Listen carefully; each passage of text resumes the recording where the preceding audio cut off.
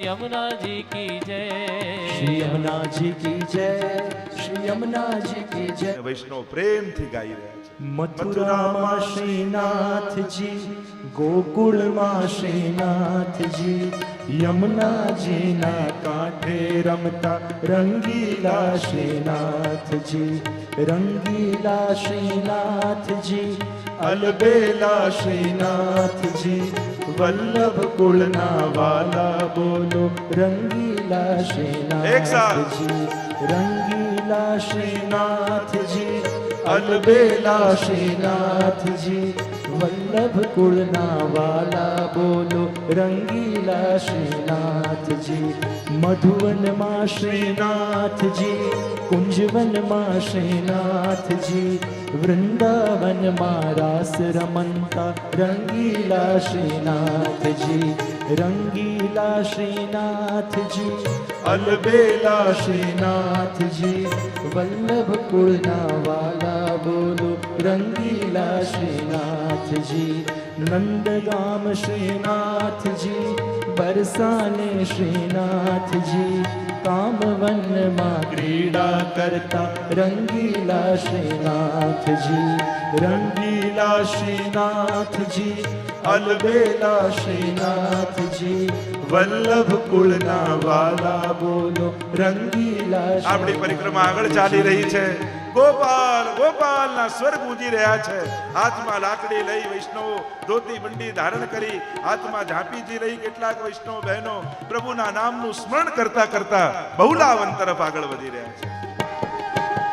મથુરામાં શ્રીનાથજી, ગોકુળમાં શ્રીનાથજી, યમુનાજીના કાંઠે રમતા રંગીલા શ્રીનાથજી, રંગીલા શ્રીનાથજી, અલબેલા શ્રીનાથજી, વલ્લભ કુળના વાલા બોલો રંગીલા શ્રીનાથ। બોલો કૃષ્ણ કનૈયા લાલ કી જય। બહુલાવન આવી ગયું છે। પાલ પડેલા છે। બધાએ પોતપોતાના નંબર પ્રમાણે પાલમાં પોતાનો સામાન ગોઠવી દીધો છે।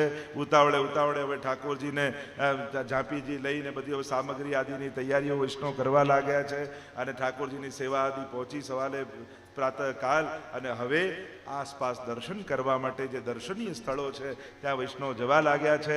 સૌથી પહેલા આ બહુલાવન એ અતિ પ્રાચીન સ્થળ છે। પૌરાણિક કાળની આ સ્થાન છે અને એવી કથા કહેવામાં આવે છે કે આ બહુલા નામની ગાય એકવાર પોતાના વનમાંથી ઘર તરફ જતી હતી ચરીને, એટલામાં એક સિંહ આવ્યો।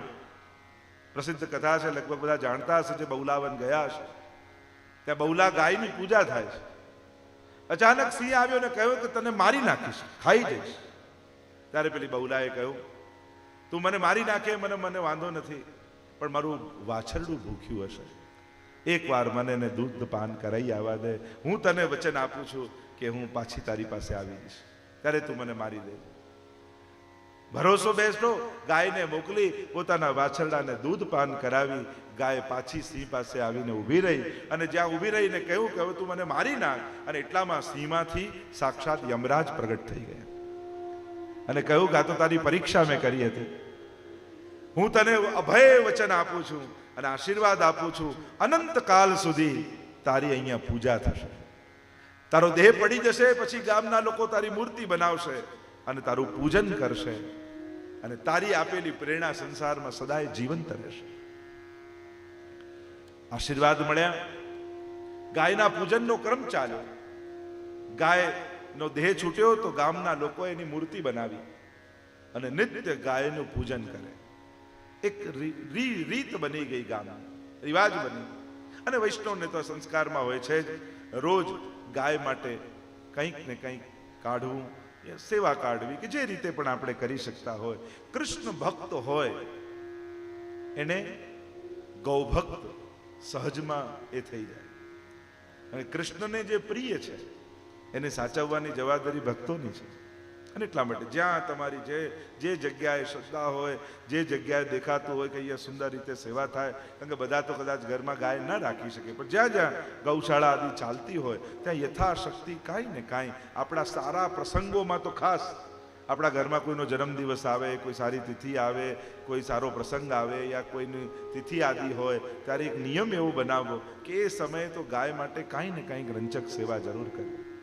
કારણ કે આપણે ત્યાં કહેવાય 33 કરોડ દેવતાઓનો વાસ ગાયમાં છે. એટલે એ ગાયને આશીર્વાદ લો ને એટલે તમને સમસ્ત 33 કોટી દેવતાઓના આશીર્વાદ મળે છે. અને આશીર્વાદ લેવા એટલે કે એનો પગ માથે મુકાવો એ જ નહીં, એ ખુશ થાય એવું કરવું એને આશીર્વાદ લીધા કહેવાય. ઘણી વાર કે મા બાપના આશીર્વાદ લો તો પરાણે પેલો હાથ રોજ મુકાવે તો આશીર્વાદ લઈએ તો સારું જ છે, પણ એ પ્રસન્ન થાય એ રીતે જીવવું. કારણ કે અમુક વસ્તુ છે ને માંગવાની ના હોય, મેળવવાની. માન છે ને સમાજમાં માંગવાનું ના હોય, મેળવવાનું હોય. આશીર્વાદ છે ને એ માંગવાના ના હોય, મેળવવાના હોય. પ્રેમ છે ને એ માંગવાનું ના હોય, મેળવવાનું. એના માટે તો પોતાના વ્યક્તિત્વમાં પરિવર્તન કરી, પોતાની પ્રવૃત્તિમાં પરિવર્તન કરી અને પ્રાપ્ત કરવાનું. માંગીને મળે એમાં મજા નહીં, આ તો સહજમાં હૃદયમાંથી નીકળે. એટલે કોઈની પ્રસન્નતાનો વિચાર કરી એને પ્રસન્ન કરવો તો આપમેળેની પ્રસન્નતા દ્વારા જ આપણને આશીર્વાદ લાગી જતા હોય છે. તો આમ આ ગાયની પૂજા ચાલી અને હવે તો નિયમિત રૂપે આખા ગામ ગાયનું પૂજન કરતું. પણ જ્યારે યવનનું રાજ આવ્યું અને મૂર્તિ પૂજા તો મહાબાધક, ફરમાન કર્યું કે આ ગાયનું પૂજન હવેથી ગામમાં નહીં થાય. મૂર્તિ પૂજા અમારા માટે પાપ છે અને જો કરવી જ હોય, તમે આટલો અઠાગ્રહ કરો છો તો તમે આ બધું ધરો છો, આરોગાઓ છો, બધું ભોગ ધરો છો, તો મારી આંખની સામે જો ગાય ખાય જીવિત થઈને તો હું તમને પૂજા કરવા દઉં. હવે બધા ગામવાળા ચિંતામાં પડ્યા. અમારો આટલો પ્રાચીન રિવાજ, અમારી આવી પરંપરા, ગાયનું પૂજન નિયમિત અમે કરતા અને હવે આ બધું બંધ કરાવ્યું, આ તો અમને પાપ લાગશે. પૂજન છોડીશું તો અમારું સમસ્ત ગામ નાશ પામશે, કરવું શું? અને એ જ સમયે મહાપ્રભુજી ત્યાં પધાર્યા હતા. શ્રી મહાપ્રભુજી પધાર્યા હતા, કહ્યું કે ચિંતા ન કરો, હું પ્રમાણિત કરીને આપીશ. સુબાને કહ્યું કે તું આવ, તારી સામે અમે ગાયનું પૂજન કરીશું. સુબો સામે ઊભો રહ્યો. મહાપ્રભુજીએ ગાયને તિલક કર્યું અને ગાયની મૂર્તિ હતી એની પૂંછના ભાગમાં ઘાસનો પૂડો લઈને મહાપ્રભુજી ઉભા રહ્યા અને કહ્યું, લે બહુલા, લે ઘાસ લે. જ્યાં એટલું મહાપ્રભુજી બોલ્યા અને મૂર્તિમાંથી ગાય જીવંત બની પોતાનું મુખ પાછળ વાળી અને મહાપ્રભુજીના હાથે ઘાસ આરોગ્યું. અને આ દ્રશ્ય જ્યારે પેલા સુબાએ જોયું, ચકિત થઈને અચંબિત થઈ ગયો, ચરણોમાં પડી ગયો. અને આમ મહાપ્રભુજીએ ગૌપૂજનની પરંપરાને જીવંત રાખી. ઘણી એવી પરંપરાઓ અને પ્રથાઓ છે. મહાપ્રભુજીએ એ સમયમાં જે કુપ્રથાઓને દૂરે પણ કરી અને સારી પરંપરાઓને આગળ પણ વધારી. એટલે પરિત્રાણાય સાધુનામ ને વિનાશાય ચ દુષ્કૃતામ એ કેવલ વ્યક્તિઓ માટે નથી, એ પરંપરા, રિવાજ, સિદ્ધાંત એ બધામાં આવી જાય છે. પરિત્રાણાય સાધુનામ, સાધુની રક્ષા એટલે સદવિચારની રક્ષા, સદ પરંપરાની રક્ષા, સદભાવનાની રક્ષા, એમાં સાધુની રક્ષા આવી જાય. અને વિનાશાય ચ દુષ્કૃતામ, ખોટી પરંપરાઓને દૂર કરવી. એ પણ એક દુષ્કૃતનો વિનાશ, એ પણ દુષ્ટોનો વિનાશ છે. કારણ કે જ્યારે દુષ્ટમાંથી દુષ્ટતા જતી રહે તો પછી દુષ્ટ રહેતો જ નથી. એટલે સમાજમાં ફેલાયેલી દુષ્પરંપરાઓને પણ, જે સતી પરંપરાનું પહેલા હતું અને રાણા વ્યાસ આદિની કથામાં આવે છે, મહાપ્રભુજી સાથે જતા હતા, પેલી સતી થતી હતી અને મુખ હલાવ્યું એમ કરી મહાપ્રભુજી, આમ ના પાડતા હોય સાથે વૈષ્ણવ. એટલે પેલી સતીને વિચાર આવ્યો, સતી થવા બેઠી હતી, યુવાન સ્ત્રી, અને વૈષ્ણવે મુખ હલાવ્યું, ઉતરી ગઈ ચિતામાંથી, શોધતી શોધતી ગઈ અને પૂછ્યું કે હું સતી થઈ રહી હતી અને આવું નકારમાં મુખ કેમ હલાવ્યું? ત્યારે કહ્યું કે તને દેહ મળ્યો છે એ બહુ દુર્લભ દેહ મળ્યો છે. એક નશ્વર વ્યક્તિ માટે નાશ ન કરીશ, એને શાશ્વત એવા પરમાત્માને મેળવવામાં લગાવી દે તો તારા દેહનું કલ્યાણ થઈ જશે. આ દેહ બડે ભાગ માનુષ તન પાવા, એ કોઈ નશ્વર વ્યક્તિ માટે નાશ કરવા માટે નથી, એ તો શાશ્વત એવા ઈશ્વરને ભજવા માટે મળ્યો છે. અને જ્યારે આ વિચાર, એટલે સ્ત્રી શુદ્રાદુદ્યતિ ક્ષમા મહાપ્રભુજીનું નામ છે, એ સમયે બધાને અધિકાર સેવા આદિનો મળ્યો, શરણાગતિનો અધિકાર મળ્યો. તમે 84 વૈષ્ણવ જુઓ યા 252 વૈષ્ણવની વાર્તા જુઓ, કેવા કેવા શિકારી હતા, ચોર હતા, ચમાર હતા, કેવા કેવા જીવો કેવી કેવી પ્રવૃત્તિ જીવ હિંસા આદિ કરતા, પણ અમારા મહાપ્રભુજી અને ગુસાઈજીનો સૌથી મોટો મંત્ર એક છે, અને એ મંત્ર છે સ્વીકાર. અને કેવલ સ્વીકાર નહીં, સહદોષ સ્વીકાર. આ પુષ્ટિ માર્ગનો મહામંત્ર છે. અહીંયા સુધારવાની કોશિશ પછી થાય, પણ સ્વીકારવાની પ્રવૃત્તિ પહેલા થાય. તું જેવો છું એકવાર તું ઠાકોરજીનો થઈ જાય, પછી પ્રભુ જ તને એમને લાયક બનાવી દેશે.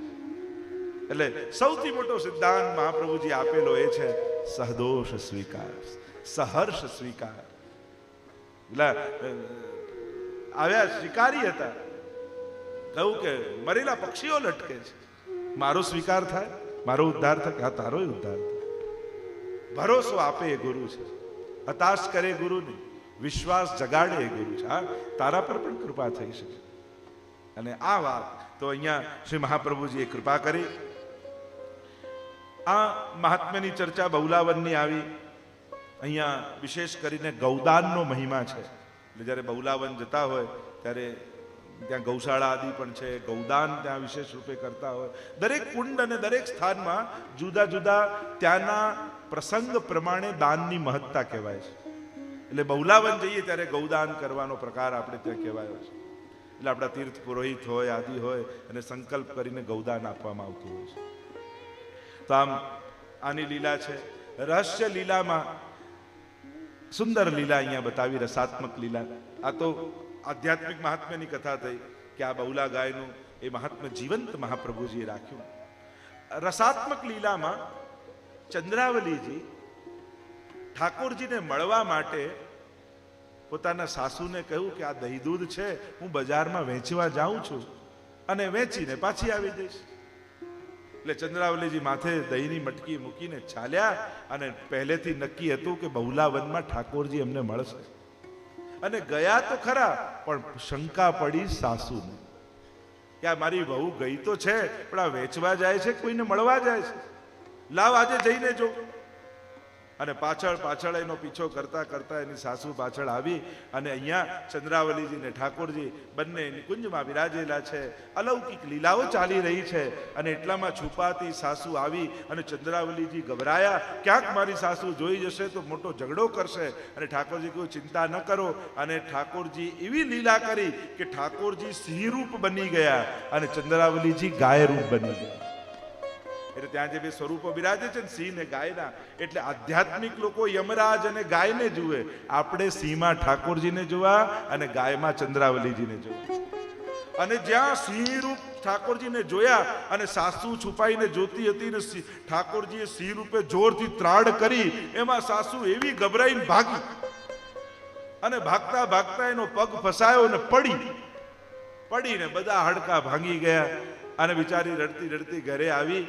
અને એ સમયે ઠાકોરજી એક સખાનું રૂપ લીધું, અને સખાનું રૂપ લઈ સાસુને ઉચકી અને ઘરે મૂકીને આવ્યા. અને કહ્યું કે તમે પડી ગયા ને વાગી ગયું, પણ પડી એટલે મહાત્મ જ્ઞાન થઈ ગયું. અરે નાના, મારી વહુ ભગવત ભક્તા છે, કૃષ્ણ પ્રેમી છે, અને મેં એના પર દુર્ભાવના કરી, એના પર શંકા કરી, અને જે ભક્ત ઉપર શંકા કરે એની તો આ જ દશા થવી જોઈએ. એમ સાસુને ભાવ આવ્યો, વિવેક આવ્યો. અને એટલા માટે ક્યારેય કોઈ ભક્તની ભક્તિ ઉપર શંકા કે કુભાવ નહીં કરો. જો આ બધા ઘરમાં કદાચ સેવામાં ન પહોંચી શકતા હોય, સમજી શકાય, પણ કમથી કમ એવો નિયમ તમે લેશો કે કોઈ સેવા કરી રહ્યું છે એને પોતાના લૌકિક કાર્ય માટે સેવા છોડાવીને બહાર બોલાવશો નહીં.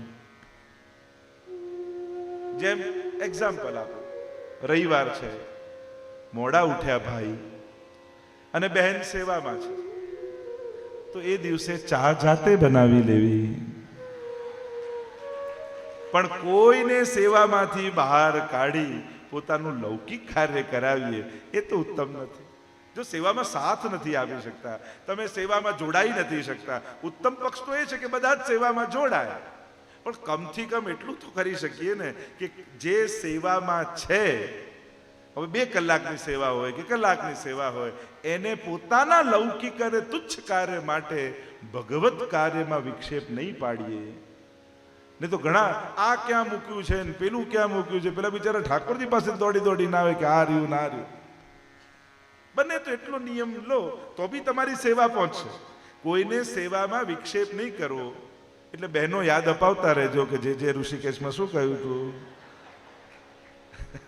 સખીઓ યાદ દિવાવત રહ્યો. તો તમારે પાડવું કે ના પાડવું તમારા પર છે. મારું કામ તો કહેવાનું છે.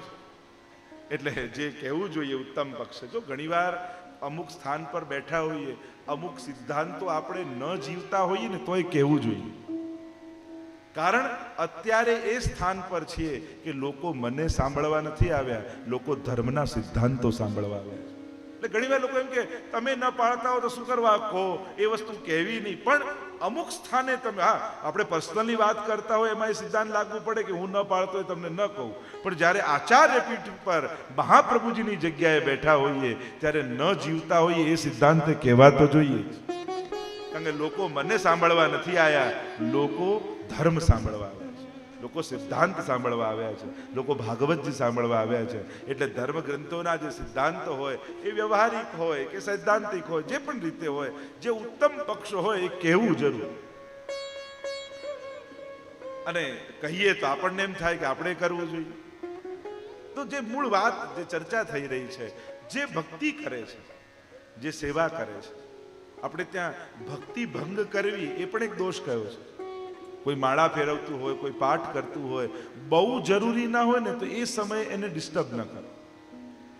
નિતાંત આવશ્યક ના હોય અને માળા પૂરી થઈ જાય પછી કહી શકો એવું હોય, એવું જરૂરી કામ ના હોય તો પછી જ કહો.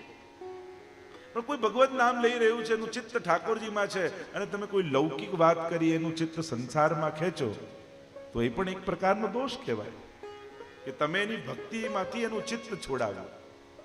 એટલે બને તો જે ભક્તિ કરતા હોય એ સમયે ઘરનું વાતાવરણ પણ એવું રાખીએ કે સેવા કરનારનું મન સેવા છોડીને બહાર ન જાય. એવું વાતાવરણ એ સમયે 1 કલાક 2 કલાક સાચવવાના હોય. પછી 22 કલાક તો તમે કહો એમ જ થવાનું છે. પણ ઘરમાં જે ક્ષણે ઠાકોરજી જાગ્યા અને પહોળે ત્યાં સુધી તમારું ઘર બ્રજ બનીને રહે એનો પ્રયાસ કરજો. તમે એટલી ક્ષણ વ્રજવાસી બની જજો, તમારું ઘર નંદાલય થઈ જાય. જો ઘરમાં કેવો આનંદ વ્યાપી જશે. નહીં તો ઘણીવાર થાય ઊંધું, સેવા ચાલુ થાય ને બેન શરૂ થાય. લોકો છોકરાઓ કે હમણાં બાને બોલાવતા નહીં, સેવામાં છે. કારણ કે એવા ગુસ્સામાં ફરતા હોય સેવામાં. ઘણીવાર બને તો સેવામાં બહુ અપેક્ષા રાખી સંસારના લોકો પાસે સેવામાં નહીં જવું. નહીં તો ઉદ્વેગ બને. જો પેલો આ કરતો નથી, આને મેં આમ કીધું આ નથી કરતો, પેલો નથી કરતો. અરે તમને કરવા દે છે ને ઘણું છે, પણ બીજા નથી કરતા એનું ચિંતન કરી કરી મનમાં ઉદ્વેગ રાખીને સેવામાં ન જાઓ. સમય આવે ત્યારે સમજાવો. સત્સંગના સમયે આ જ ચર્ચા કરવાની હોય. ત્યારે કોઈ સત્સંગ માટે કે કોઈ વાત કરવા ભેગા થયા હોય ત્યારે પ્રેરણા કરાય. પણ સેવા કરવા બેઠા હોય ત્યારે જ બધું વિચારવું જરૂરી નથી. એ સમયે તો મનમાં એક જ વૃત્તિ રહેવી જોઈએ, હું અને મારો ઠાકોરજી. અને કોઈ એટલું મહત્વનું આ દુનિયામાં નથી કે મારા અને ઠાકોરજીની વચ્ચે આવીને મારા મનમાં બેસી જાય. અત્યારે હું કેવલ ઠાકોરજીનું છું. માળા કરો, પાઠ કરો, સેવા કરો ત્યારે ભગવાનના થઈને કરો. અત્યારે હું ઠાકોરજીનો છું. મારી માળા ચાલે છે એટલા પૂરતો હું પ્રભુનો છું. મારા પાઠ ચાલે છે એટલા પૂરતો હું હમણાં ઠાકોરજીનો છું. એમ તો 24 કલાક પ્રભુના થઈને રહેવું જોઈએ, પણ એ આપણા માટે સંભવ નથી હોતું. કમથી કમ ભગવત નામ લઈએ એટલા સમય પૂરતા તો ભગવાનના રહીએ. કમથી કમ સેવા કરીએ એટલા સમય પૂરતા. અને એટલા માટે બહુ તાપ એ સમય નહીં કરવો. ઘણા લોકોને બહુ જીવ બળે, અમારા છોકરા નથી કરતા, અમારી વહુ નથી માનતી, અમારો દીકરો નથી માનતો, અમારો. પણ આ બધું અત્યારે વિચારવાનો ટાઈમ નથી. અત્યારે તમારો છોકરો, વહુ, પતિ બધું ઠાકોરજી જ છે. સેવાના સમયે તમારું સર્વસ્વ તમારો પ્રભુ જ છે. એટલે એ સમયે આ બધું ના વિચારો. એનો એક સમય હોય છે. એ વ્યવહારમાં ઉપદેશ આપવાનો પણ એક બીજો સમય છે. અત્યારે આ એ સમય નથી. અત્યારે તમારા સાચા સગા શ્રીનાથજી, અત્યારે તમારા બધા જ એ પતિ, પુત્ર, પિતા, ભાઈ, બંધુ, સખા સર્વદા સર્વભાવેન ભજનીયો વ્રજાધિપા. અત્યારે તો સર્વભાવ પ્રભુમાં. એટલે આપ મળે ચિત્ત ઠાકોરજી મારે. આ બીજાને યાદ કરો છો એટલે મન જાય છે. પણ બધું જ પ્રભુ છે એવું વિચારો તો જે વાત કરવી હોય ઠાકોરજી આગળ જ કરવી પડશે. કારણ કે તમારો ભાઈ પણ એ છે, પતિ પણ એ છે, બંધુ પણ એ છે, સખા પણ એ છે, પિતા પણ એ છે. સેવા કરવા બેઠા હો ત્યારે બધું આ જ છે. એટલે આ બધાને જે કેવું હતું ને એ બધું ઠાકોરજીને સંભળાવી દો. જાઓ, વાંધો નથી. તમારે જે ઝઘડો કરવો હોય ઠાકોર સાથે કરી લો. ચિત્ત પ્રભુમાં રહે, સેવા જ છે. ઝઘડો કરો કે પ્રેમ કરો. આપણે ત્યાં તો ક્રોધ કર્યો, 100 અપશબ્દો બોલ્યા શિશુપાલ, તોય ઉદ્ધાર કરે. અને 100 વખત ઠાકોરજીમાં ચિત્ત રહ્યું તો ઉદ્ધાર થાય. એટલે કે વેર બાંધવું એને પણ તામસ ભક્ત કહે છે કપિલ ભગવાન, કે વેર ભાવથી ભગવાનને ભજે છે. પ્રેમ ના થતો હોય તો ઝઘડો કરો ઠાકોર સાથે, પણ એવો ઝઘડો કરો કે એના સિવાય બીજું કોઈ મનમાં જ ના આવે, તોય તમારો ઉદ્ધાર થઈ જશે. વેર બાંધવું તો એની જોડે બાંધો. તમારે નક્કી કંસ બનીને ભક્તિ કરવી છે કે ગોપી બની. જેવી કરશો પ્રભુ એવો પ્રતિસાદ આપશે. ये यथा माम प्रपद्यन्ते तांस થયું ભજામ્યહમ. જે રીતે મને ભજે હું પણ એને એ રીતે ભજું છું. તો જે બહુલાવનની લીલા, અને આ રીતે એને સંકોચ થયો, પોતાની ભૂલ સમજાઈ સાસુને કે અરે જો મેં શંકા કરી તો આમ થયું. પણ એ સમયે સિંહ અને ગાય રૂપે સ્વયં ઠાકોરજી અને ચંદ્રાવલીજી બિરાજે છે. એવી આપણે ત્યાં રસમય લીલા છે. ગર્ગ સંહિતામાં પણ એમ કહેવાય છે કે જ્યારે પ્રભુ વેણુનાદ કરતા કરતા અહીંયા બહુલાવનમાં આવ્યા ચંદ્રાવલીજીને મળવા માટે, અને બહુલાવનમાં આવ્યા ત્યારે ચંદ્રાવલીજીએ કહ્યું કે આપને મળવા હું બહુલાવન જેવા સુંદર વનમાં આવી છું, તો અત્યારે આપ વેણુમાં મેઘ મલાર વગાડો અને વર્ષા પાડો. અને કહેવાય છે લીલાત્મક પ્રસંગોમાં કે એ સમયે ઠાકોરજીએ વેણુમાં મેઘ મલાર રાગ વગાડ્યો. અને જ્યાં મેઘ મલાર રાગ વાગ્યો, દૂર દૂરથી વાદળો ઉમટવા લાગ્યા, ઘટાઓ ઘૂમડવા લાગી. કાળા ડિબાંગ વાદળો ચારે બાજુ બહુલાવનમાં ઘેરાઈ ગયા. આપણે થોડી વાર પહેલા હતા ને કાળા, કલાક પહેલા એવા. અને જ્યાં પ્રભુએ સ્વર વેણુ મેઘ મલારના ભર્યા અને એવા સુંદર વર્ષા ઋતુના વાતાવરણ સર્જાયા, અને બૂંદો પડવા લાગી, મલાર રાગની ગૂંજ ચારે બાજુ ગુંજવા લાગી, અને વાદળોમાંથી વર્ષા થવા લાગી. અને ત્યારે ઠાકોરજી અને ચંદ્રાવલીજી એક રજાઈ લઈ, ચાદર લઈ અને એક વૃક્ષની નીચે બિરાજી ગયા અને વર્ષા ઋતુનો આનંદ લેવા લાગ્યા.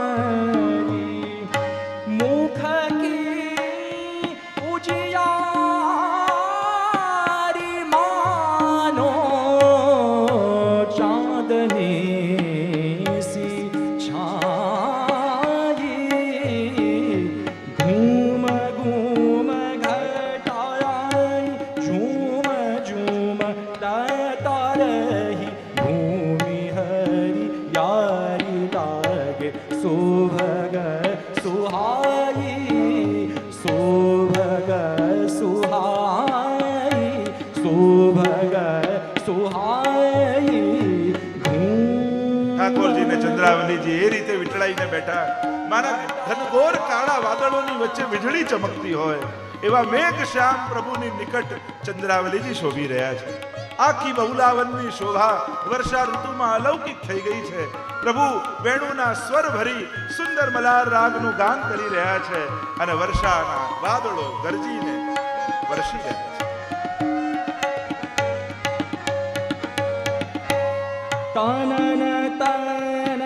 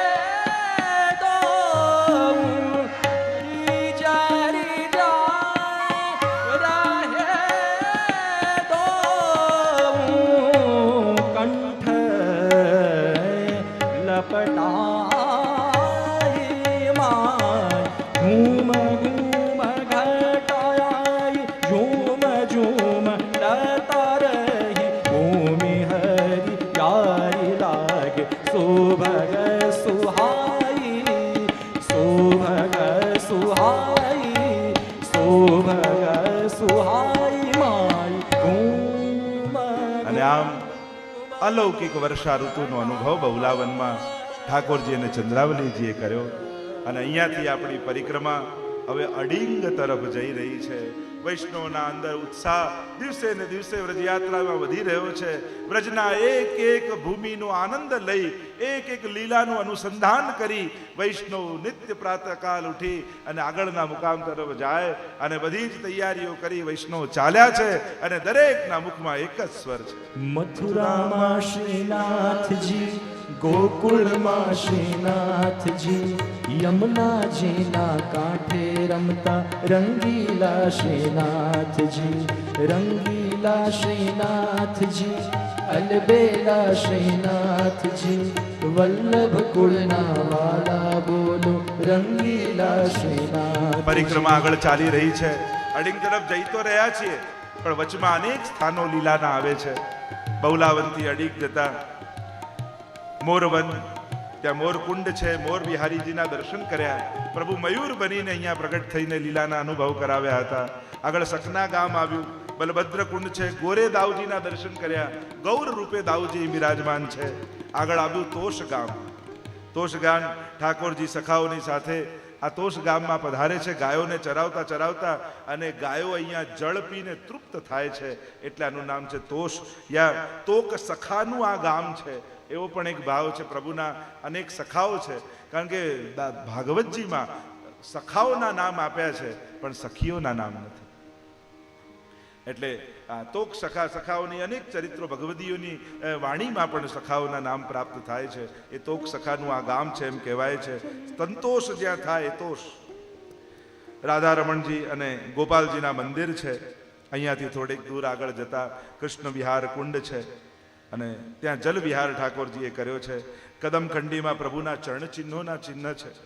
આગળ જતા એક કદમખંડી આવે છે અને ઠાકોરજી સંધ્યાના સમયે ગાયો જ્યાં દૂર દૂર ચરતી હોય ત્યારે કદંબની ઉપર ચડી જાય અને કદંબની ઉપર ચડી અધર પર વેણું પધરાવીને વેણુનો નાદ કરે અને વેણુનો નાદ ચારે બાજુ વ્યાપે એટલે દૂર દૂર ચરતી ગાયોના કાન ઊંચા થઈ જાય. અરે ગોકુલ જાવે કો સમય હો ગયો એટલે દોડતી કૂદતી ભાગતી ગાયો બધી જ કદંબના વૃક્ષની આસપાસ આવીને ગોઠવાઈ જાય.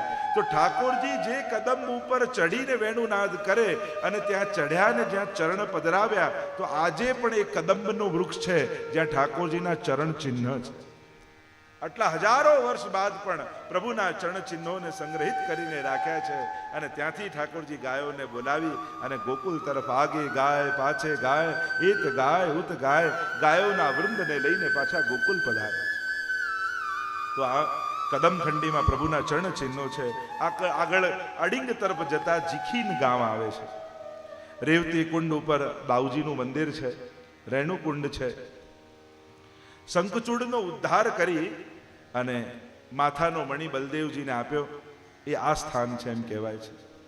જીખીન ગામમાં આગળ સરગામ શ્રી યમુનાજીની કુંજ છે. જસોલી અને બસોંદી ગામ આવે છે. સૂર્યકુંડ બલભદ્રકુંડ આવે છે. જસુમતી નામની સખીએ પ્રભુને મેળવવા માટે અહીંયા સાધના કરી હતી. બસોતી ગામમાં વસંત કુંડ છે. લલિતા કુંડ છે. રાજકદંબનું વૃક્ષ અહીંયા છે જે વૃક્ષ ઉપર ઠાકોરજીના મુકુટના ચિહ્નના દર્શન છે એને રાજકદમ કહેવાય. આગળ જતા એ કદંબ ઉપર તમે જુઓ તો ઠાકોરજી કદમ પર ચડી અને વૃક્ષ ઉપર ચડીને વેણુનાદ કરવા જાય ત્યારે આપનો મુકુટની છાપ એ વૃક્ષ ઉપર રહી જાય. તો આજે પણ એ છાપ પ્રભુના મુકુટની એ કદંબના વૃક્ષ ઉપર છે. એ રાજકદમ નામનું વૃક્ષ છે.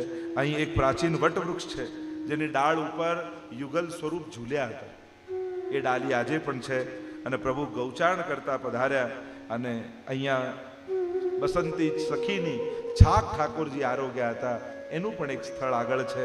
અને અહીંયા આગળ જતા અડિંગ ગામ આવ્યું. અડિંગ ગામ પ્રસિદ્ધ છે. એક ભાગવત અનુસાર કથા એ છે કે ભગવાને અરિષ્ટાસુરનો ઉદ્ધાર અહીંયા અડિંગમાં કર્યો. તો અરિષ્ટના અપભ્રંશમાંથી અડિંગ નામ થઈ ગયું. અરિષ્ટનું અપભ્રંશ થયું એટલે અડિંગ નામ થઈ ગયું.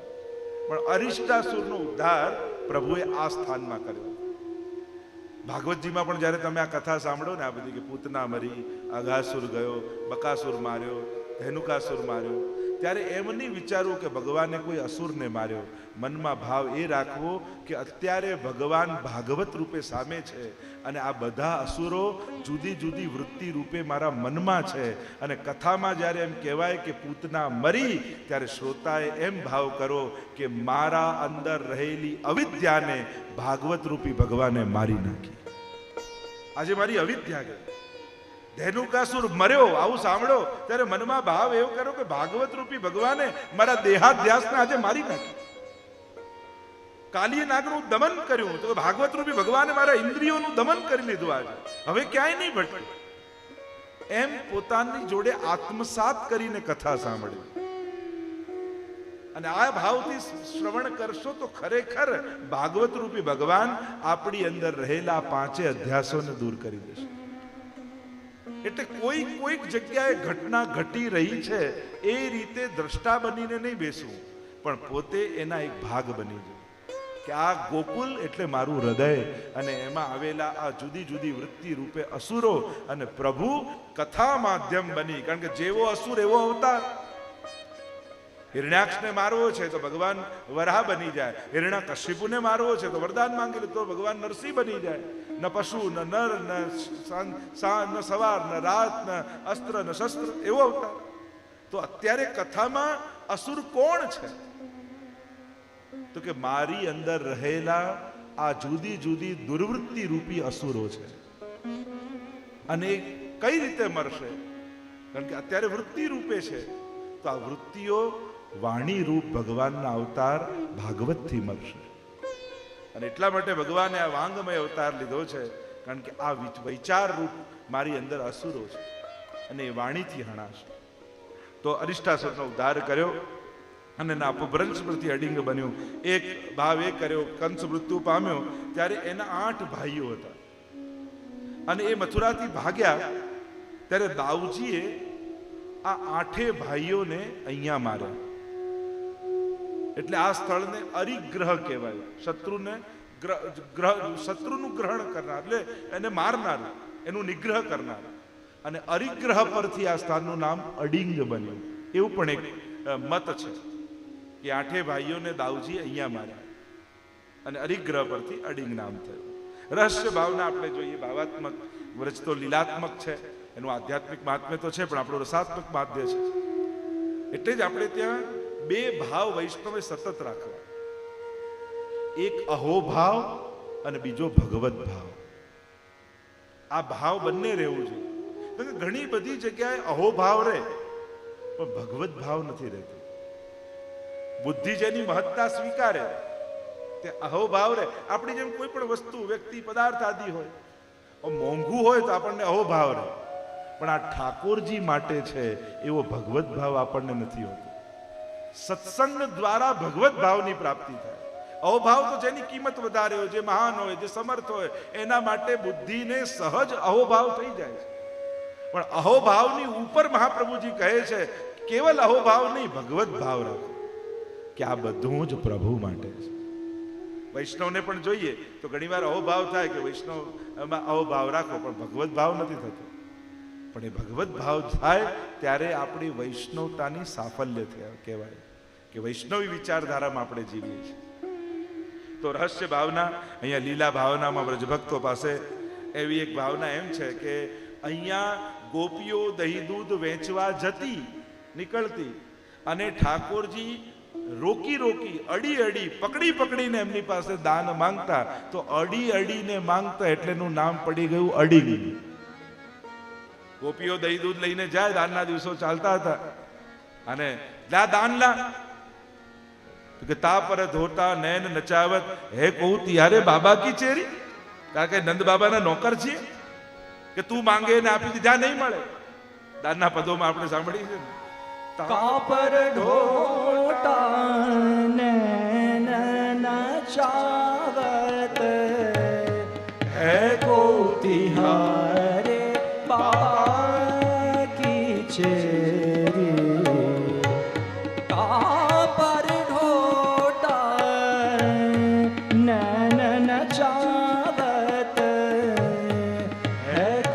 तिहारे बाबा की चेरी गोरस बेचन जात मधुपुरी आयर चानक बन में घेरी है को तिहारे बाबा की चेरी મધુપુરી વેચવા જઈને અમને ઘેરી લે છે, અમને પકડી લે છે. તારા બાબાનો નોકર છે, જ્યાં નહીં મળે શેનું આ નાખો નચાવે છે. આમ જઈએ તો આમ પકડે, આમ જઈએ તો આમ પકડે, આમ અડી અડીને દાન માંગે એટલે અડી. सनन में सब सखा बुलाए बात ही बात समस्या फेरी जाय पुकारो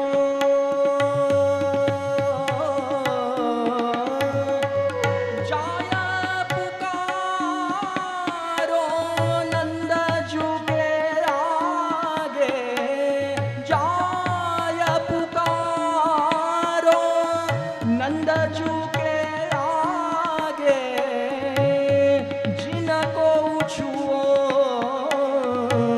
मटुकिया मेरी અડતા નહીં મારી મટકીને. है को तिहारे बाबा की चेरी गोकुल बस तुम ढीठ भये हो गोकुल बस तुम ढीठ भये हो बहुत गान करत हो तेरी परमानंद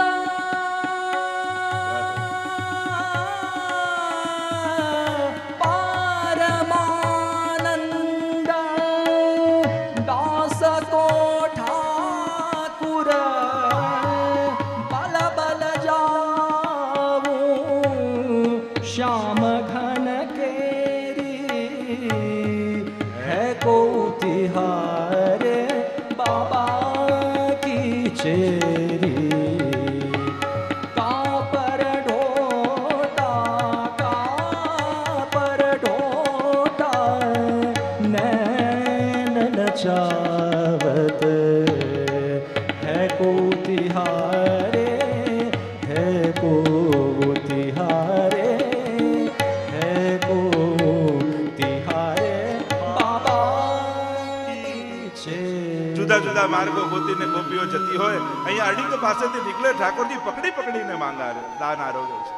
માધુરી કુંડ છે, સ્નાનપાન આચમન કર્યા. માધુરી મોહનજીનું મંદિર અહીંયા છે. પ્રભુએ આવી માધુરી લીલાઓ અહીંયા પ્રગટ કરી છે. માધુરી મોહનજીના મંદિરમાં દર્શન કર્યા. અહીંયા અનેકવિધ લીલાઓ થઈ છે. 252ની વાર્તામાં પણ ધર્મદાસ નામના વૈષ્ણવ અંધ હતા, આંખે દેખાય નહીં. એકવાર ગુસાઈજી પ્રભુ ચરણ અશ્વ પર સવાર થઈને જતીપુરા પધારી રહ્યા છે. પધારી રહ્યા હતા ને એમાં ધર્મદાસજીના એમને જોયું કે અમને દર્શન થતા નથી, એમની આંખોમાં અમને દ્રષ્ટિ નથી. અને ગુસાઈજી નીચે ઉતર્યા અને જલ લઈ ધર્મદાસના નેત્રોમાં લગાડ્યું. અને નેત્રોમાં લગાડ્યું, દ્રષ્ટિ મળી, દેખાતું થયું. અરે જયરાજ, આપ તો કૃપા નિધાન છો, પરમ કૃપાલ શ્રી વલ્લભ નંદન કરત કૃપા નિજ, આપ તો અનંત કૃપા કરનારા છો. ગુસાઈજી કહે, કૃપા આને ન કહેવાય, તને તો ખાલી દેખાતું થયું, કૃપા તો હવે કરીશ કે જ્યારે તું શ્રીનાથજી બાવાને જોઈશ. અને શ્રીનાથજી એ સમય ત્યાં પ્રગટ થયા અને શ્રીનાથજી બાવાના પ્રગટ દર્શન ધર્મદાસને કરાવ્યા. ગુસાઈજી કહે, આને કૃપા છે. આપણને આંખે દેખાય છે એ આપણું ભાગ્ય, પણ જ્યારે ઠાકોરજીના દર્શન થાય એ આપણું સૌભાગ્ય. દેખાતું તો બધાને હોય. અનુકૂળતાઓથી ભક્તિ થતી હોત ને તો અનુકૂળતાઓ તો દુનિયામાં ઘણાને છે. ઘણાને મોટા ઘર છે, ઘણાને બધો વૈભવ છે, ઘણાને બધી સગવડતા છે, ઘણાને બધુંય અનુકૂળ છે, પણ છતાંય ભક્તિ કરવાનો વિચાર એને આવતો નથી, કારણ કે એના પર ઠાકોરજીની કૃપા નથી. વાલદાસને પુરુષોત્તમ શેઠ પુરુષોત્તમ દાસે એ જ કહ્યું ને, ત્યારે ભાવ પ્રકાશમાં એ જ લખ્યું, યુવાન થઈને દેખાયા ત્યારે ભાવ પ્રકાશમાં હરિરાયજી લખ્યું, શું યુવાનીથી સેવા થાય, શું ધનથી સેવા થાય, શું સગવડતાથી સેવા થાય? અરે ના, સેવા તો એ જ કરી શકે જેના હાથે ઠાકોરજી સેવા લેવા ઈચ્છતા. બાકી બધું ગોઠવાયેલું એવું તો દુનિયામાં ઘણાને ગોઠવાયેલું છે, ઘણાને બધું અનુકૂળ છે, પણ એને ક્યાં પ્રભુ ભજવાનો વિચાર આવે છે? પણ કાંઈ નથી, એને ભક્તિ કરવાનો વિચાર આવે તો અશેષ ભક્ત સંપ્રાર્થ ચરણાબ્જ રજો ધન. શ્રી વલ્લભના ચરણોની રજ જેના માટે સર્વસ્વ ધન છે, એ જ તો આપણા વૈષ્ણવનું ગૌરવ છે. અને આમ અહીંયા અનેક રહસ્ય ભાવનાની લીલા છે. ત્યાંથી આપણી પરિક્રમા આગળ ચાલી. વૈષ્ણવ પ્રેમથી ગાવે છે, કારણ કે હવે તો રાધા કૃષ્ણ કુંડ તરફ યાત્રા જવાની છે, એટલે વૈષ્ણવને કુંડના સ્નાન પાન આચમન થવાના છે, એટલે વૈષ્ણવ પ્રેમથી ગાન કરતા કરતા આગળ વધ્યા. મથુરામાં શ્રીનાથજી, ગોકુલમાં શ્રીનાથજી, યમુનાજીના કાંઠે રમતા રંગીલા શ્રીનાથજી, રંગીલા શ્રીનાથજી, અલબેલા શ્રીનાથજી, વલ્લભ કુળના વાલા બોલો રંગીલા શ્રીનાથ. જો આપણી આ ભાવાત્મક પરિક્રમા છે, એટલે અહીંયા તમે ચાલી તો નથી રહ્યા, પણ જીભ જે ચલાવો છો ને, મથુરામાં શ્રીનાથજી લાયક ડગલું, ગોકુલમાં શ્રીનાથજી આ બીજું ડગલું, આમ કરતા કરતા મારે તમારી 84 કોષની પરિક્રમા કરાવવાની છે. આવો, પેર ન ચલે તો જીવા કો ચલાવો. મથુરામાં શ્રીનાથજી, ગોકુલમાં શ્રીનાથજી, યમુનાજીના કાંઠે રમતા રંગીલા શ્રીનાથજી, રંગીલા શ્રીનાથજી, અલબેલા શ્રીનાથજી, વલ્લભ કુળના વાલા બોલો રંગીલા શ્રીનાથ. પરિક્રમા પહોંચી રાધા કૃષ્ણ કુંડ. બહારથી બે જુદા દેખાય, પણ અંદરથી તો એક જ છે. અનેક અનેક લીલાઓ, અનેક અનેક મહાત્મ્ય રાધા કૃષ્ણ કુંડના ગાવામાં આવ્યા છે, આચાર્યો દ્વારા, ભગવદીઓ દ્વારા.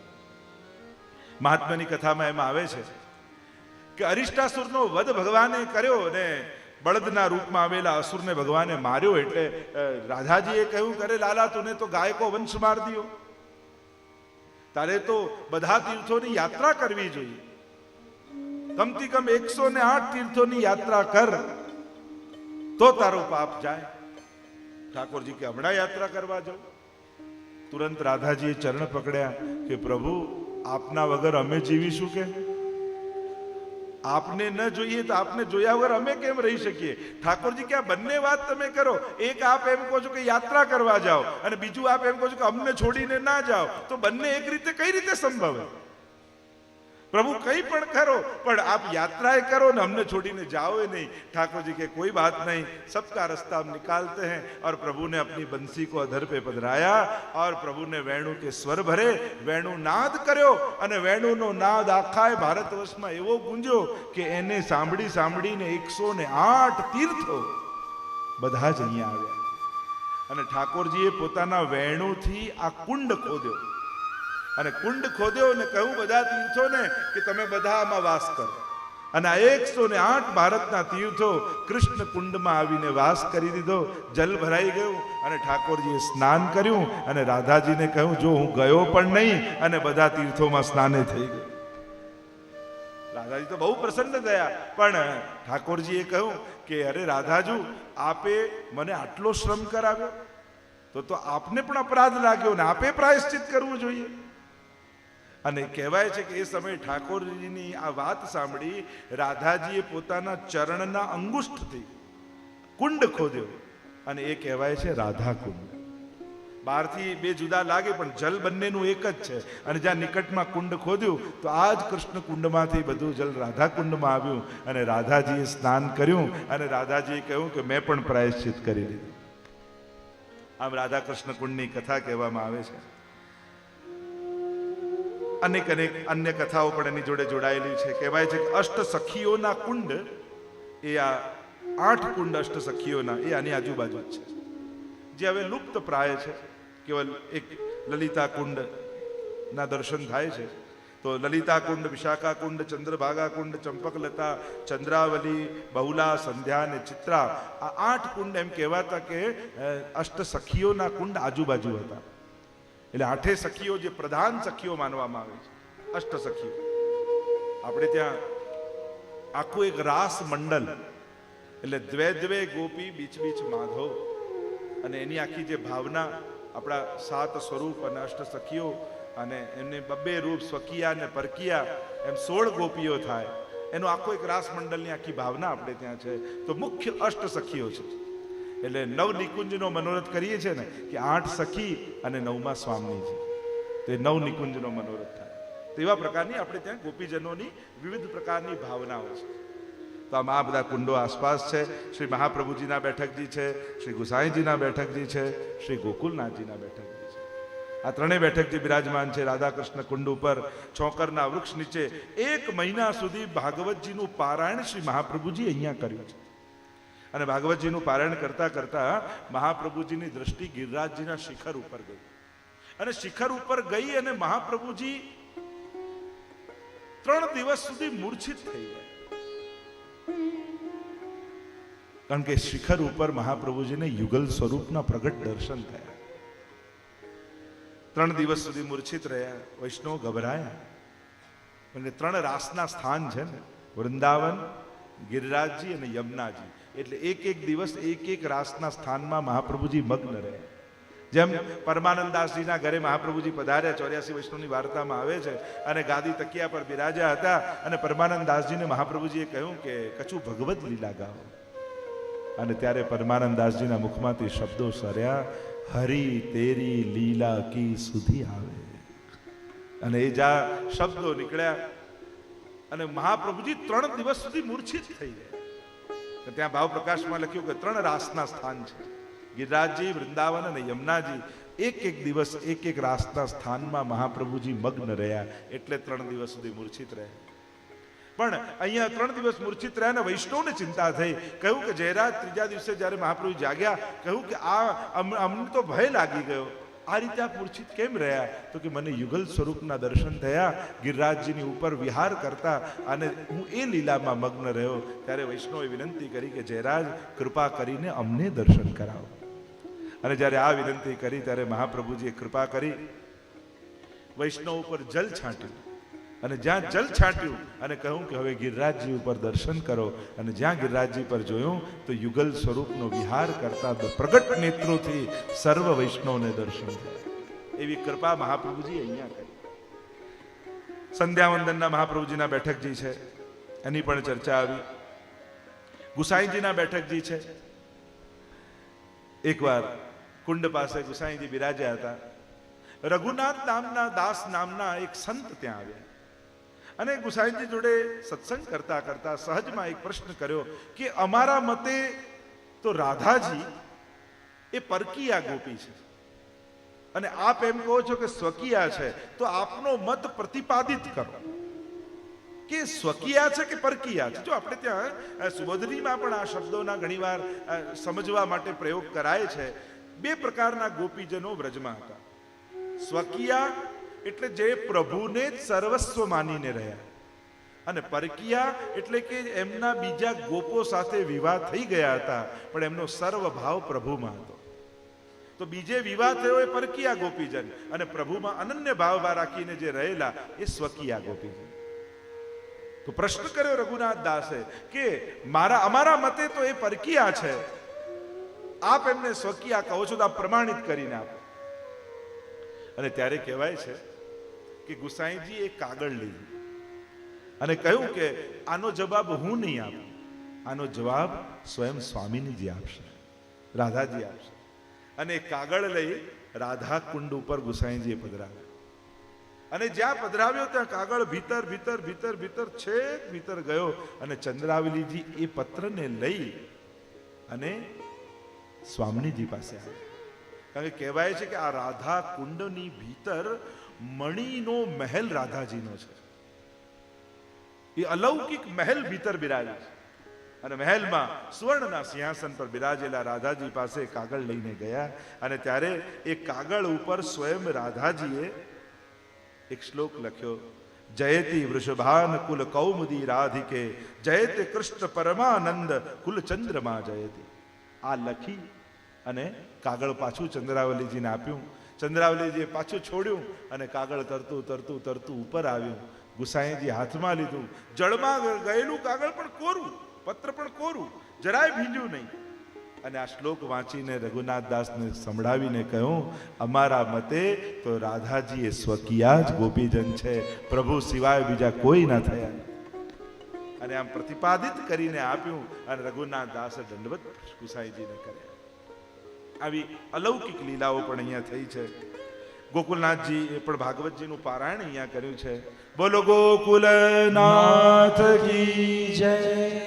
એવા ગોકુલનાથજીએ ભાગવતજીનું પારાયણ કર્યું. કલ્યાણ ભટ્ટને આજ્ઞા કરી કે રાધા કુંડની ભીતર રત્ન જડિત મહેલ આવેલો છે અને નિત્ય યુગલ સ્વરૂપ ત્યાં વિહાર કરે છે. કહ્યું કે જયરાજ આપ કૃપા કરો તો દર્શન થાય. અને ગોકુલનાથજીની કૃપાથી કલ્યાણ ભટ્ટ આદિ ભક્તોને એ રત્નજડિત મહેલના અને યુગલ સ્વરૂપની લીલા કરતા આ દર્શન થયા છે. એટલે આપણે ત્યાં શ્રી યમુનાજીની ભીતર આ કુંડોની અંદર, આ કુંજો નિકુંજોની અંદર આવા અલૌકિક આધિદૈવિક ભગવદ લીલાના સ્થળો બિરાજમાન છે. પણ એ આધિદૈવિક સ્વરૂપે બિરાજે છે, ભૌતિક સ્વરૂપે નહીં. દરેક વસ્તુ ભૌતિક રૂપે આધ્યાત્મિક જગતમાં ગોતવા ન જવાય. એ તો જ્યારે તમારી રસાત્મક સ્થિતિ થાય, પહેલા ક્રિયાત્મક હોય, પછી ભાવાત્મક આવે અને પછી રસાત્મક આવે.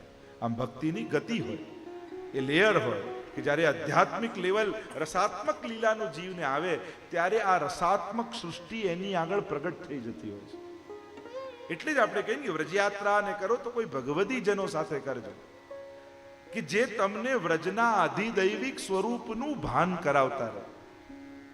તમને ભલે ઉજ્જળ સ્થાન દેખાતું હોય પણ એ કે જો આ પદમાં, કારણ કે જ્યારે ભગવદ લીલાના સ્થળોને જોવા જાઓ ત્યારે ભૌતિક આંખોને બંધ રાખી આપણા અષ્ટછાપ ભગવદીઓ અને મહાપુરુષોની વાણી છે ને એની પોતાની આંખો બનાવી લેવી અને એ આંખે આ આધિદૈવિક લીલા સૃષ્ટિને જોવી. એ જ ગિરિરાજજીને જોવા જાવ તો હવે ઘટી ગયા છે, નાના થઈ ગયા છે, નામ તે આવું લૌકિક નહીં જોવું. લલિત વ્રજ દેશ ગિરિરાજ રાજે અને ત્રિવિધ પવન સંચરે ખટ ઋતુ રહત સદા.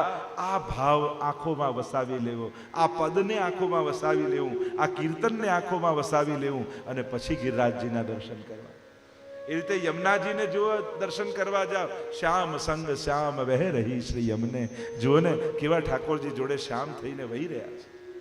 આ ભગવદીઓની વાણીને પોતાની આંખોમાં આંજી લેવી એટલે કે અજ્ઞાન તિમિરાન દશ્ય જ્ઞાનાંજન શલાય. આ જ્ઞાનનું અંજન આંજવું એટલે શું? શું બધું ગોખી લેવા શ્લોકો એને જ્ઞાનનું અંજન કહેવાય? ના, આ ભગવદીઓના ભાવને પોતાની આંખોમાં આંજી અને પછી ભગવત ધામને જોવું તો આખું ભગવત ધામ અલૌકિક દેખાશે. આ છે જ્ઞાનનું અંજન આંજવું. અને એટલા માટે લૌકિક આંખે અલૌકિક તત્વોને નહીં જોવા, નહીં તો લૌકિકતા જ જોશે. શ્રી મહાપ્રભુજીને જો જેમ બીજા મનુષ્ય હોય એવા કોઈ મહાપુરુષ છે? અરે ના, પદ્મનાભદાસજીની આંખે જુઓ ને કે કેવા શ્રી વલ્લભ રૂપ સુરંગે અંગ અંગ પ્રતિભાવન કે ભૂષણ વૃંદાવન સંપત્તિ અંગ. ગુસાઈજીની આંખે જુઓ શ્રીમદ વૃંદાવનેન્દુ પ્રકટિત રસિકાનંદ સંદોહ રૂપ સ્ફુર્જત રાસાદિ લીલા વૃત જલધિ ભરાક્રાંત સર્વોપી શશ્વત. ગુસાઈજીની આંખે જુઓ મહાપ્રભુજીને, તમારી આંખે ન જુઓ. આ જ્ઞાનનું અંજન આંજો. વૃંદાવનને જુઓ તો ભગવદીઓની આંખે એક પલક જો રહીએ વૃંદાવન, કેવા કેવા ભગવદીઓના વચનો છે. આ બધું સ્મરણ કરતા કરતા દર્શન કરો ત્યારે જુઓ વ્રજ કેવું આધિદૈવિક લાગે છે.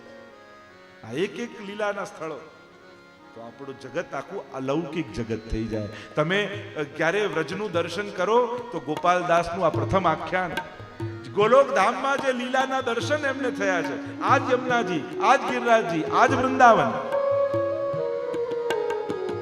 જ્યાં શ્રી વૃંદાવન આદિ અચળ શશી શરદ રેણુ બહુવેશ વન દેવી પદ કુમ કુમ મુખ સુખ પરસે રંગ વિશેષ દેશ જ્યાં સરિતા ચામી કરમણી ગણ ઉભય બદ્ધ સોપાન કમલ કુમુદ નાનાલી સુંદર મધુર કરે ત્યાં ગાન કનકલતા માલતી મલ્લિકા વિવિધ કુસુમ મકરંદ શીતલ પવન ઝકોરે લહેરે પરસે અતિ આનંદ પદ્મરાગ મરકત મણિ સ્ફાટિક શ્રી ગોવર્ધન સોહે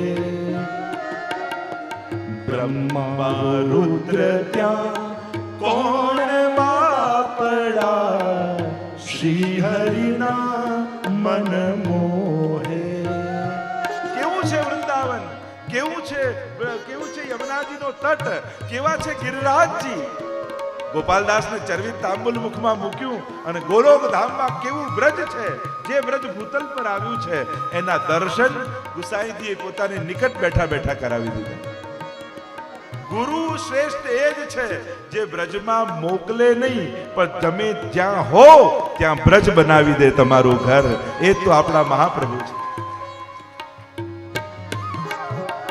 નાના પક્ષીની શબ્દ માધુરી શોભાતણો નહીં પાર વિવિધ પ્રકારે જુજવા કહેતા ગ્રંથ થાય વિસ્તાર. ગોપાલદાસ કહેવા લાગ્યા, જો હું આ બધું વર્ણન કરવા જઈશ તો ગ્રંથ થાય વિસ્તાર. મારે તો ગુસાઈજીના ગુણગાન કરવા છે. જો આ ગોલોક ધામની શોભાને એક શોભાને ગાઈશ તો અનંત સમય વ્યતીત થઈ જશે, પણ આ શોભાનું વર્ણન નહીં થઈ શકે. તો કેવું જ્ઞાનનું અંજન આંજ્યું ગુસાઈજીએ ગોપાલદાસને. પ્રગટ ગોલોક ધામના લીલાના વ્રજ લીલાના દર્શન, જે વ્રજ બિરાજે છે, જે ગોલોક ધામમાંથી વ્રજ ભૂતલ પર મહાપ્રભુ ઠાકોરજી લાવ્યા છે, એ વ્રજની ગાથા ગાઈ છે. આ કૃપા. અને એટલા માટે જ્યારે પણ બ્રજમાં જાઓ ત્યારે આ બધા સહારાઓ લેજો. કીર્તનના પુસ્તકો, ગ્રંથો, ભાગવતજી આદુ બધું સાથે લેજો. કારણ કે તમે આ 21મી સદીમાં કોઈ જગ્યાને જોવા નથી આવ્યા, તમે તો સારસ્વત કલ્પના વ્રજને માણવા માટે આવ્યા છો. એટલે એ વ્રજનો અનુભવ થાય ત્યારે સાચા અર્થમાં વ્રજ રસ હૃદયમાં સ્થિત થાય. અને વ્રજ રસનો અનુભવ જીવને થાય. કોણ રસ ગોપીને લીનો ઘૂંટ, એ કયા રસને ઘૂંટીને લીધો છે એ ત્યારે સમજમાં આવે. એટલે કહું ને, આ બધી લીલાઓને સમજવા પહેલા વ્રજને અનુભૂત કરો, રોમ રોમથી વ્રજ ભૂમિને અનુભવો, ત્યારે વ્રજરસ પ્રગટ થશે, ત્યારે આ દેહનો અધિકારી થશે. તો આમ ગોકુલનાથજીએ દર્શન કરાવ્યા. આગળ રહસ્ય લીલાના વર્ણનમાં ઠાકોરજી એકવાર ખેલતા ખેલતા સખાઓ ને સખીઓ સાથે અહીં પધાર્યા. આ બાજુ રાધાજી પધાર્યા, આ બાજુ ઠાકોરજી પધાર્યા સખાઓ સાથે.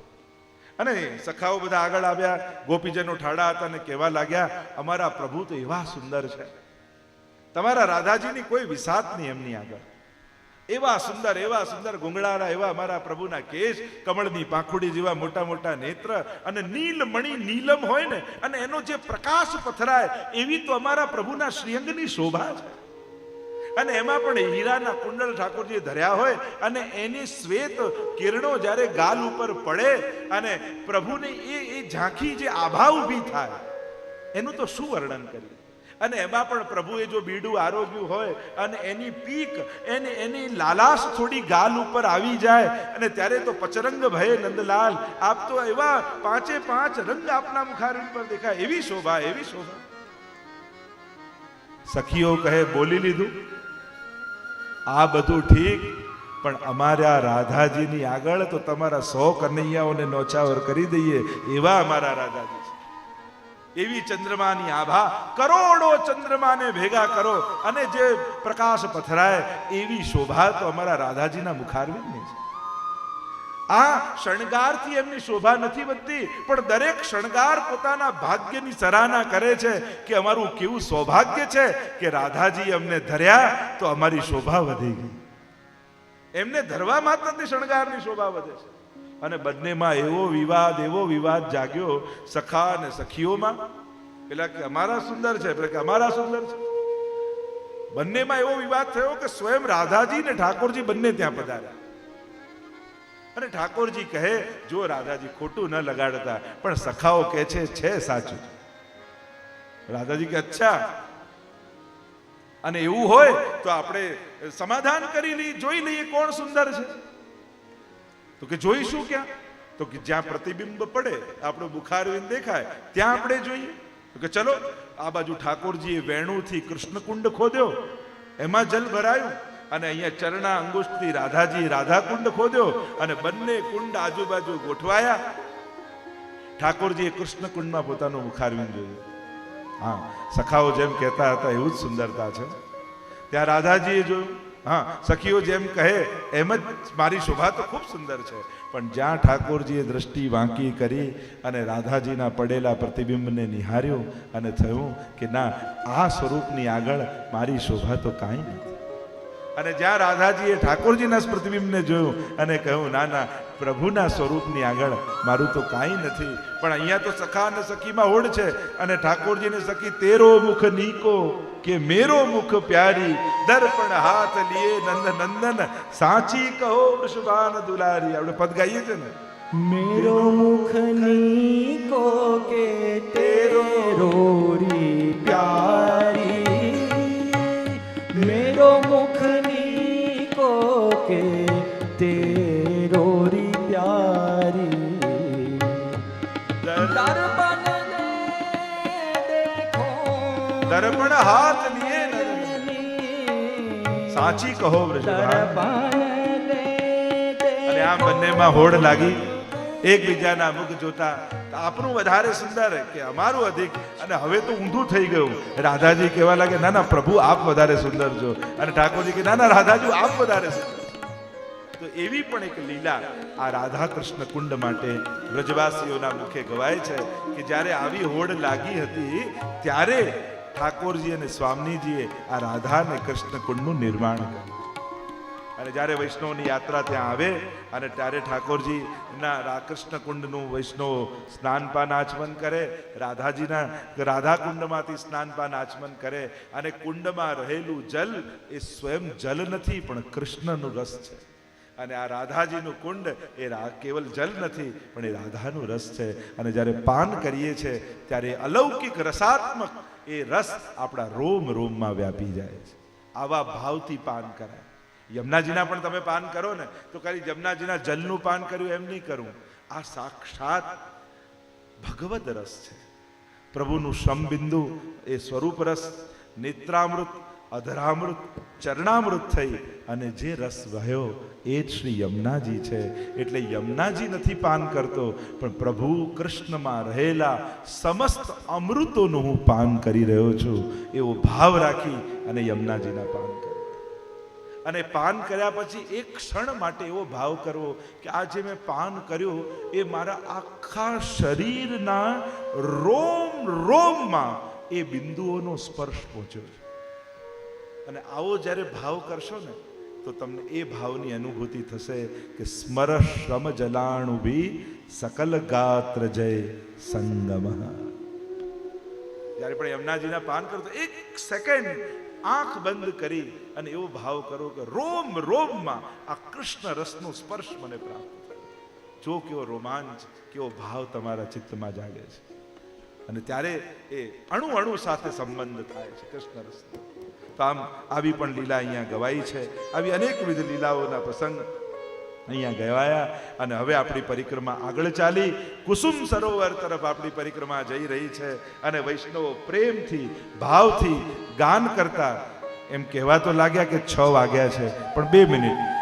મથુરામાં શ્રીનાથજી, ગોકુળમાં શ્રીનાથજી, યમુનાજીના કાંઠે રમતા રંગીલા શ્રીનાથજી, રંગીલા શ્રીનાથજી, અલબેલા શ્રીનાથજી, વલ્લભ કુળના વાલા બોલો રંગીલા શ્રીનાથજી. મધુવનમાં શ્રીનાથજી, કુંજવનમાં શ્રીનાથજી, વૃંદાવનમાં રાસ રમતા રંગીલા શ્રીનાથજી, રંગીલા શ્રીનાથજી, અલબેલા શ્રીનાથજી, વલ્લભ કુળના વાલા બોલો રંગીલા શ્રીનાથજી. મથુરામાં શ્રીનાથજી, ગોકુળમાં શ્રીનાથજી, યમુનાજીના કાંઠે રમતા રંગીલા શ્રીનાથ. બોલો કૃષ્ણ કનૈયા લાલ કી, બ્રજ 84 કોશ કી જય, શ્યામ સુંદર શ્રી અમને મહારાણીજી તો આજનો યાત્રાનો પડાવ કુસુમ સરોવર પર રાખીએ અને કાલે કુસુમ સરોવરના સ્નાન પાન આચમન કરી અને લીલાના દર્શન કરીશું. આજની કથાને વિરામ આપતા બોલો ગોવર્ધન નાથ કી જય.